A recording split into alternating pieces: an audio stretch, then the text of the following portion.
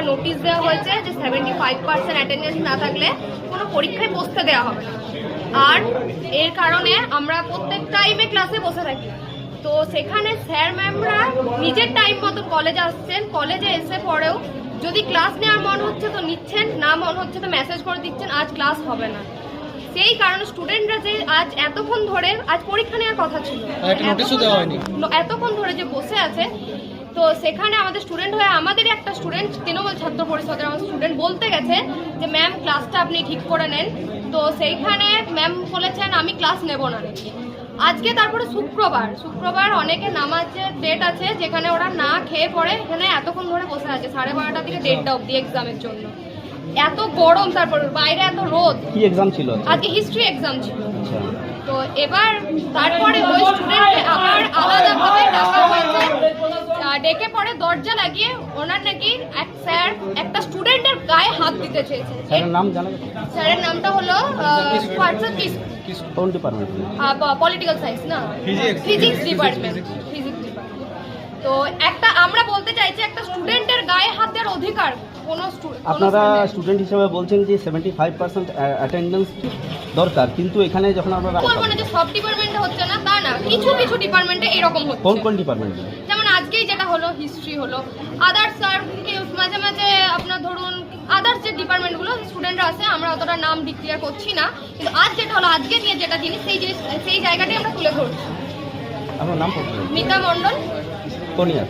আমার 4th and 3rd ইয়ার। কোন department? আমার কম্পিউটার সায়েন্স ডিপার্টমেন্ট। কিন্তু আমাদের কম্পিউটার সায়েন্স ডিপার্টমেন্টে প্রত্যেকটা স্যার ম্যাম যথেষ্ট ভালোভাবে টাইমে ক্লাস নেয়, আর ক্লাস একটাও মানে অ্যাবসেন্ট যায় না, এইটুকু আমি বলতে পারি। আমাদের একদম রেগুলারলি ক্লাস। ঠিক। আজকে হিস্ট্রি ডিপার্টমেন্টের 4th সেমিস্টারে ইন্টারনাল পরীক্ষা ছিল। ওদেরকে 12:30টায় মেসেজ করা হয়েছিল যে 12:30টায় তোমরা 34 নম্বর রুমে পরীক্ষা দেবে। গরমে লাইন না থাকার কারণে অনেক স্টুডেন্ট গরমে ভুগছিল। 8 ঘন্টার উপর থাকার পর স্টুডেন্টরা আমাকে জানায়, আমি স্টুডেন্টের ছাত্র প্রতিনিধি হিসাবে আমি স্টুডেন্টদের কাছে যাই, জিজ্ঞেস করি।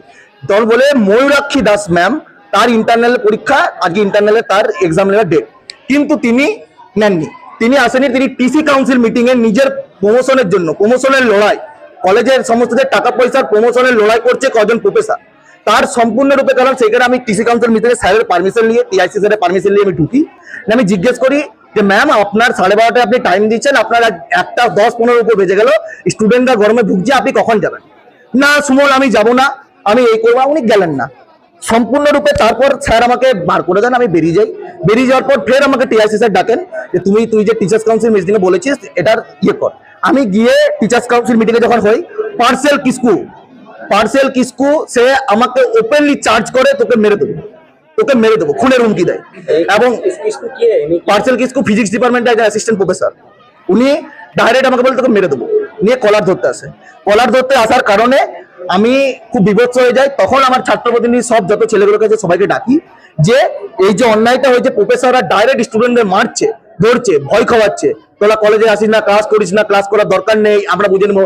প্রতি মাসে 1 লাখ টাকা, 50,000, 70,000 টাকা স্যালারি নিয়ে নেবে, নিয়ে নিজস্ব স্বার্থভাবে কাজ করবে। আচ্ছা, হিস্ট্রি ডিপার্টমেন্টের যে 4th সেমিস্টারের যে ইন্টারনাল এক্সাম, ওটা কি কোনো পোস্টপোন হয়নি? এখন আমরা ওইটা নিয়ে স্যারের সঙ্গে আলোচনাতে আছি। মানে যে টাইম সময়সূচি ছিল সেই সময়সূচিতে পরীক্ষা হয়নি।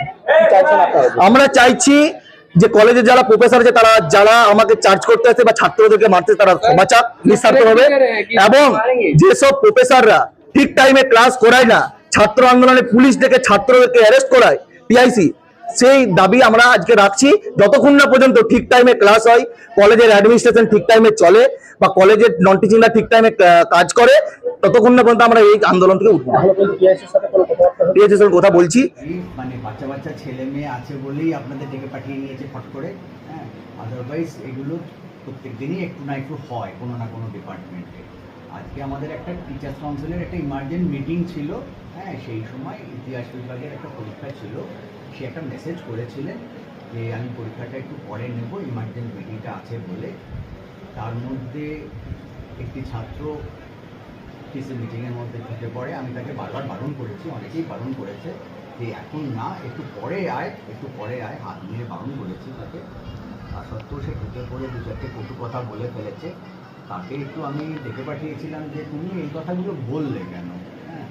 তুমি তো আমাকে আলাদাভাবে বলতে পারতে এই কথাগুলো। একটা ভারী সবার মধ্যে সবার সামনে এরকম কটু কথা, তোমরা ছাত্র ঠিকই, কিন্তু তা বলে এত ভারী সবার মধ্যে একটা এরকমভাবে কটু কথা বলাটা কি উচিত হলো তোমার?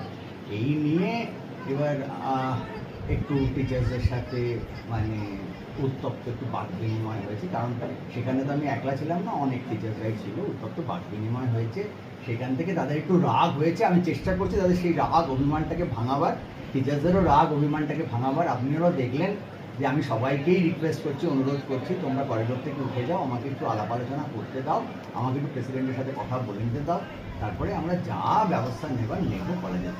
স্যার কাইন্ডলি একটা কোশ্চেন ছিল যে তৃতীয় পর্যন্তপ্রাপ্ত কলেজ এইরকম যদি সেখানে স্যার দেখা এটা তো খুবই দুঃখজনক, এটা হয় না। আমি একটু পরে ওদের সাথে বলছি, এটা উঠে যান আপনারা, হ্যাঁ আপনারা ডিপার্টমেন্টে যান, আমরা একটু দেখছি ব্যাপারটা। হ্যাঁ হ্যাঁ, ধন্যবাদ। নমস্কার।